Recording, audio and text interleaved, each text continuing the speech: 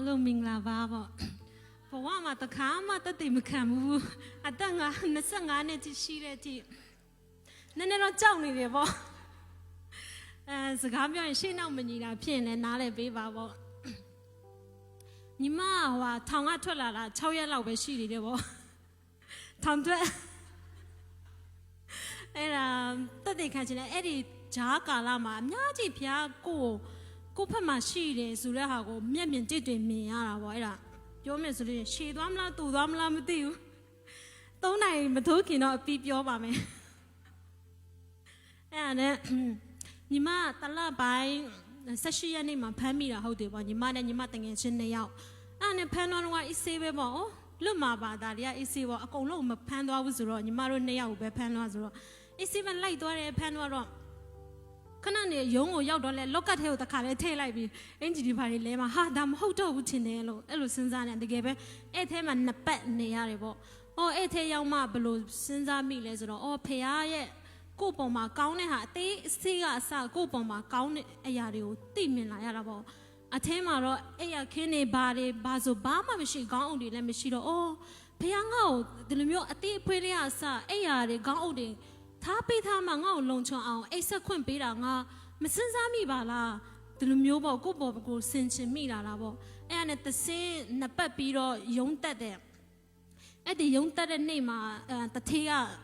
ရှင့်နေငါပေးထားတယ်ပေါ့ရှင့်နေငါပေးထားရရှင့်နေကလာမှလာပြောတယ်ညီမတို့2ယောက်ကိုတဲ့မန်နေဂျာငါပေးထားတာဟုတ်တယ်နော်အဲ့ဆိုရင်တော့ဂျေစုတင်တယ်ပေါ့ညီမဘေးမှာလာမှညီမကလည်းအင်္ဂလိပ်စကားနားလည်လားတယ်မလေးစကားရလားပြောတော့မလေးစကားမရဘူးတဲ့အင်္ဂလိပ်စကားတော့မတက်တခေါက်တော့ရတယ်ပေါ့အဲ့လိုပြောပြီးတော့ညီမကိုမေးတယ်ပြီးညီမတငယ်ချင်းကိုလည်းမေးတာ तू ကအင်္ဂလိပ်လည်းမရဘူးမလေးလည်းမရဘူးအဲ့လိုပြောတာအဲ့ဒါနဲ့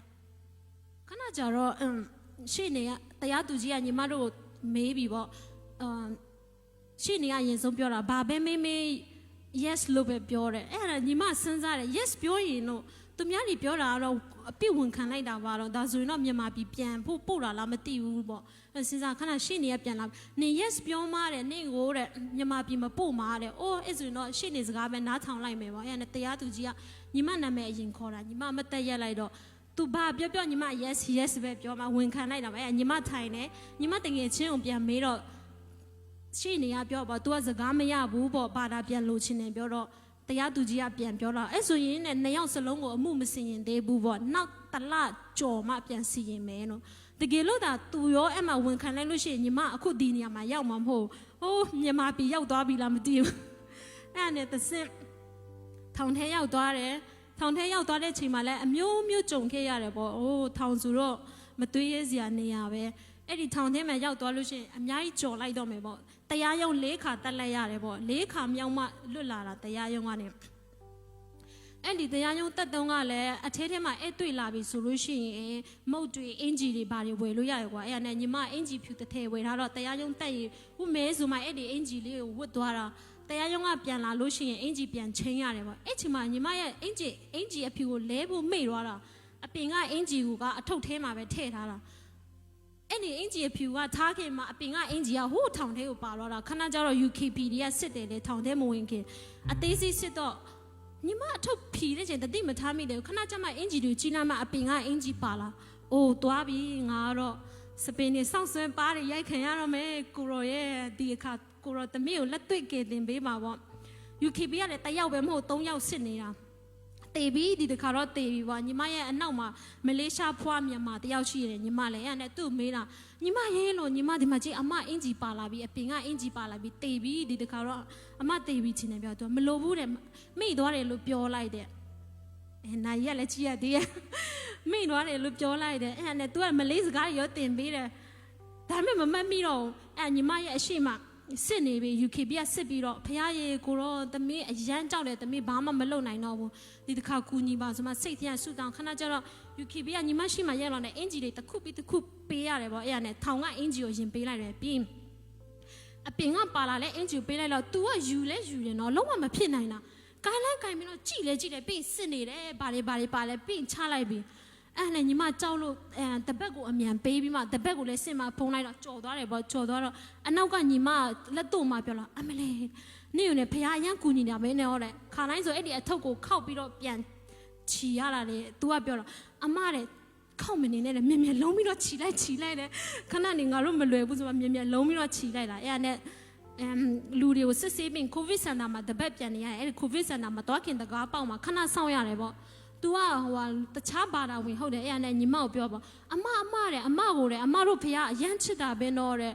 လုံးဝမဖြစ်နိုင်ဘူးတဲ့အဲ့နဲ့ तू ကတဲ့အဲ့ဒီအင်ဂျီကိုတဲ့စစ်တယ်တဲ့ကြည်တယ်တဲ့ကင်တယ်တဲ့လုံးဝမဖြစ်နိုင်တာတဲ့အဲ့နဲ့အမတဲ့ကြည်အောင်နဲ့ဖះကူညီမယ်ဆိုလို့ရှိရင်လူတွေဘာမှလုပ်လို့မရဘူးပေါ့အဲ့လိုပြောတာအဲ့နဲ့အော်စရာဘဝတခြားဘာသာဝင်တွေကလည်းအမဖះအရန်ချစ်တာပဲပြောတာလည်းအစ်စ်ဆိုတော့ဖះငါ့ကိုအရန်ကူညီတာပဲဆိုမှအဲ့မလည်းပြန်ကိုမကိုတုံးတက်မိတာပေါ့အများနဲ့အဲ့ဂျားထဲမှာဘယ်လိုတွေဖြစ်လဲဆိုအများကြီးကြော်လိုက်တော့မယ်အဲ့ဒီထောင်ထဲနေတဲ့ကာလအတွင်းမှာပထမယုံတက်တုန်းကတော့ဖះကိုလွတ်ချင်တယ်လို့ဆုတောင်းတော့မလွတ်ပြန်လာရတယ်ဖះကိုမေးခွန်းထုတ်ချင်လာဘာမဟုတ်တဲ့ကိစ္စနဲ့ဖះမလွတ်ခိုင်းဘူးလားလို့တမိဒီမှာတလကြော်နေပြီလို့ဗါဆုတောင်းတော့တကယ်နဲ့အခုချိန်မှပြန်စဉ်းစားတော့အဲ့ချိန်လွတ်လို့ရှိရင်ဖះကိုဘယ်လိုပြောမလဲတရားရခိုင်တော့အာကိုးစားတတ်မှာမဟုတ်ဘူးပေါ့ဘယ်လိုဖြစ်လဲဆိုရင်ကျမတက်တာမှာ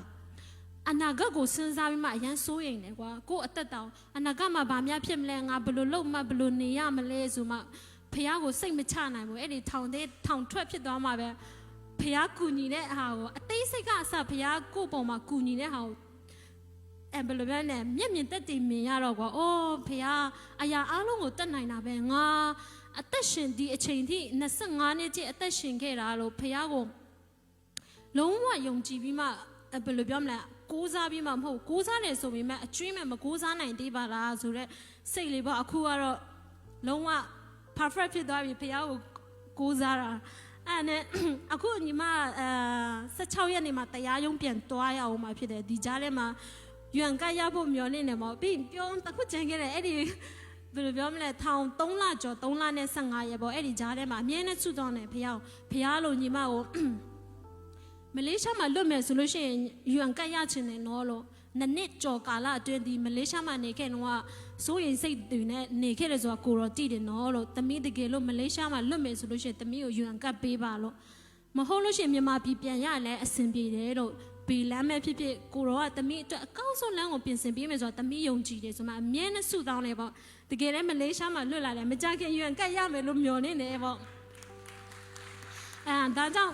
တခုပြောချင်တာကကိုဘလို့ပဲကြုံလာပြဿနာကြုံလာတခါတလေအစိုးဆုံးရောက်ပြီလို့ထင်တယ်မှာဒါပေမဲ့အဲ့ဒီအခက်ခဲကြုံချင်းကဖះကကိုကို training လုပ်တာသူ့ဘလို့ကိုးစားရမယ်လဲဆိုတဲ့အသက်တာပေါ့ training လုပ်ပေးလိုက်တာပေါ့ဖះကိုဒီမျိုးကိုးစားရပါလားဆိုမှဘလို့ခံစားရလဲဆိုစိန်သုံးတသုံးကိုကြောက်တကပြည့်နေတဲ့အချိန်မှာမကောင်းတဲ့ကြောက်နေတာ train ပေးလိုက်တယ်လို့ကွာ train တော့နည်းနည်းတော့နာမယ်ပေါ့နည်းနည်းတော့ခံရမယ်အဲ့နဲ့အခုကကိုမကိုဘယ်လိုခံစားရမလဲဝင်းလက်တောက်ပနေတဲ့စိတ်တပွင့်လိုမျိုးခံစားရတယ်ပေါ့အဲ့လိုမျိုးပြောချင်တာအားလုံးကိုတော့ဘယ်လိုပဲခက်ခဲကြုံမစေဘုရားကိုတော့အားကိုးဖို့ပဲအဓိကဘုရားအရာအားလုံးကိုတတ်နိုင်တယ်ဆိုတာတက်တည်ခံချင်တာပါပြီးရန်ကရဖို့လဲဆုတောင်းကူပါပေါ့တပါတယ်ကျေးဇူးတင်ပါတယ်